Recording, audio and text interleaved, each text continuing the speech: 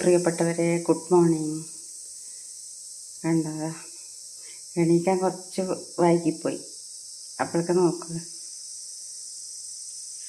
ഇന്നലെ അരച്ച് വെച്ചത് വറ്റ പുറത്തേക്ക് മറിഞ്ഞ് കഴിഞ്ഞിട്ട് എപ്പോഴും ഇതേ പാത്രത്തിൽ തന്നെ ഞാൻ ഉണ്ടാക്കൽ. കണ്ടതാ, ഇത് ഉഴുന്നും റാഗിയും കൂട്ടിയിട്ട് മിക്സാക്കിയിട്ട് കുറച്ച് പച്ചരിയും കൂട്ടി അരച്ച് വെച്ചതാണ് ഇഡലി ഉണ്ടാക്കാൻ. ഇത് നോക്കാം, ഇനിയിപ്പോൾ ഇതെല്ലാം വൃത്തിയാക്കണം. ഇങ്ങനെ പൊന്തി വരുന്നത് എന്താണെന്ന്, ഇത്ര അധികം പൊന്തി വരലില്ല, ചൂട് സമയത്തായിരിക്കും അല്ലേ. ഇനി ഇങ്ങനെ വൃത്തിയാക്കിയിട്ട് അല്ലെങ്കിൽ രാവിലെ എന്തെങ്കിലും ഒന്നും ആക്കാൻ പറ്റുന്നില്ല ക്ഷീണം കൊണ്ട്.